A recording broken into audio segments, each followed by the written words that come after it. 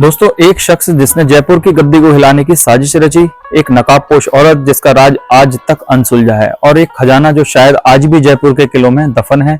आज हम चलते हैं जयपुर की उन सुनहरी गलियों में जहां शाही महल चमकते थे, लेकिन उनके साये में छिपी थी साजिशों की काली रात। ये कहानी है एक ऐसे शख्स की जिसने न सिर्फ जयपुर की रियासत को बल्कि दिल्ली के मुगल दरबार और ब्रिटिश हुकूमत को भी अपने जाल में फंसाया।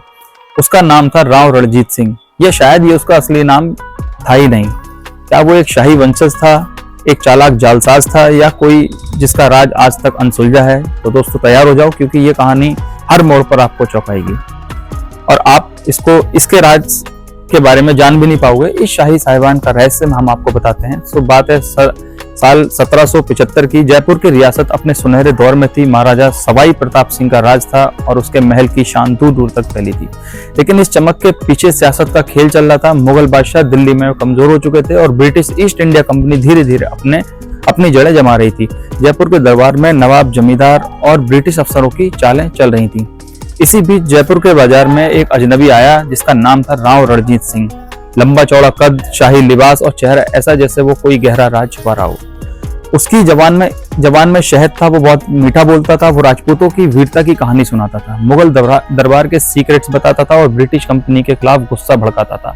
उसने दावा किया कि वो जयपुर के एक खोए हुए शाही खानदान का आखिरी वारिस है जिसे मुगलों ने बेदखल कर दिया था। उसने कहा, मेरे पुरखों का खजाना और जमीनें अभी भी जयपुर के किले में दफन है। मैं अपनी विरासत वापस लेने आया हूँ।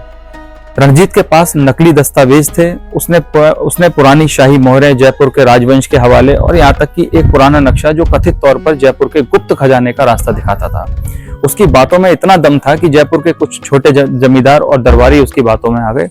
लेकिन सवाल ये था कि क्या रणजीत जी सचमुच शाही खून था या फिर ये सब एक बड़ा धोखा था? रणजीत सिंह ने जयपुर में अपना खेल शुरू किया। उसने आमेर किले के पास एक पुरानी हवेली किराए पर ली, उसे शाही अंदाज में सजाया। वहां वो दावतें देता था, रेशम की शौले, सोने के सिक्के और शायरी की महफिलें जमाया करता था। लोग कहते थे ये तो असली राजा है। उसने जयपुर के बागी सरदारों और जमींदारों को अपने साथ जोड़ा और वादा किया, मेरे साथ आओ, मैं जयपुर की गद्दी को मुगलों और ब्रिटिशों से आजाद कराऊंगा। लेकिन रणजीत सिंह का असली मकसद था खजाना। उसने जयपुर के अमीर व्यापारियों से शाही खजाने की खोज के नाम पर लाखों रुपए उधार लिए।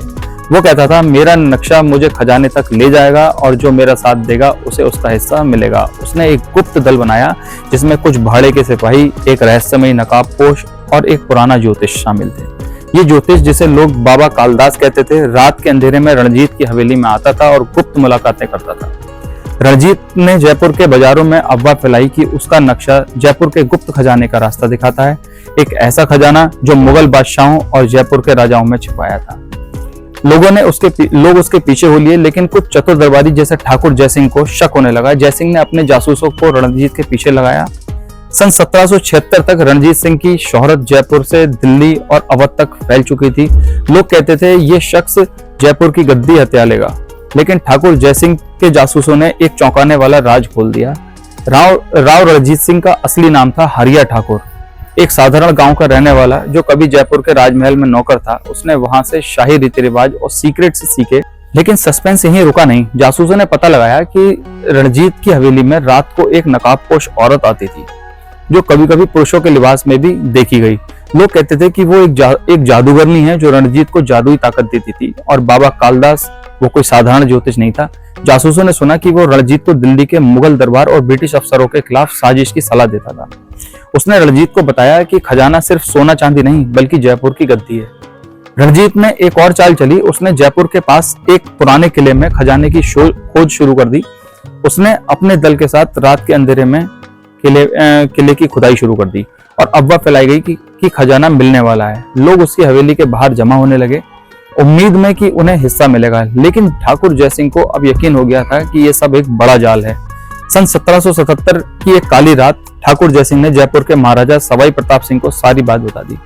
महाराजा ने British resident sir William Jones के साथ मिलकर एक जाल बिछाया। उन्होंने रणजीत को एक शाही दावत में बुलाया, ये कहकर बुलाया कि वो उसके खजाने की खोज को मान्यता देंगे।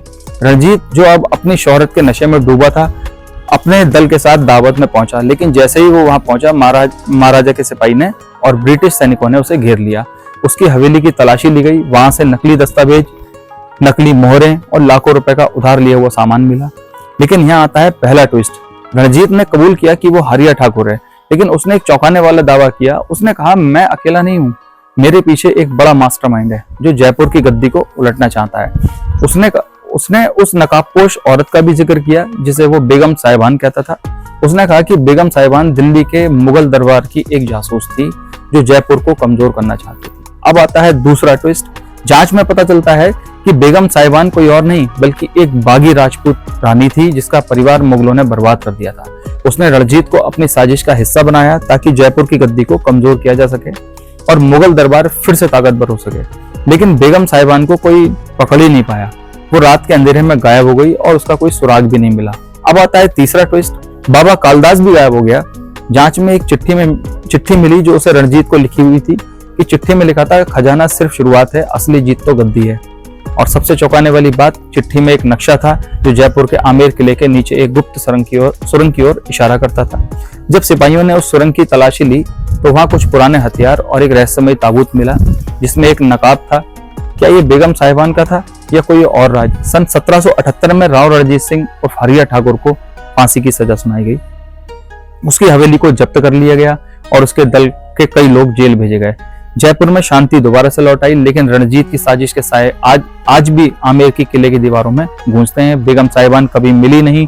कुछ लोग कहते हैं कि वो दिल्ली भाग गई, कुछ कहते हैं कि वो जयपुर की गलियों में आज भी नकाबपोश घूमती है। बाबा कालदास का भी कोई सुराग नहीं मिला और वो ताबूत का नकाब कुछ लोग मानते हैं कि वो जयपुर के गुप्त खजाने का आखिरी निशान था। लेकिन सबसे बड़ा सस्पेंस गुप्त सुरंग थी। 19वीं सदी में जब ब्रिटिश ने आमेर किले की तलाशी ली तो उन्हें वो सुरंग मिली, लेकिन वो खाली थी। कुछ लोग कहते थे कि बेगम साहिबान खजाना लेकर भाग गई।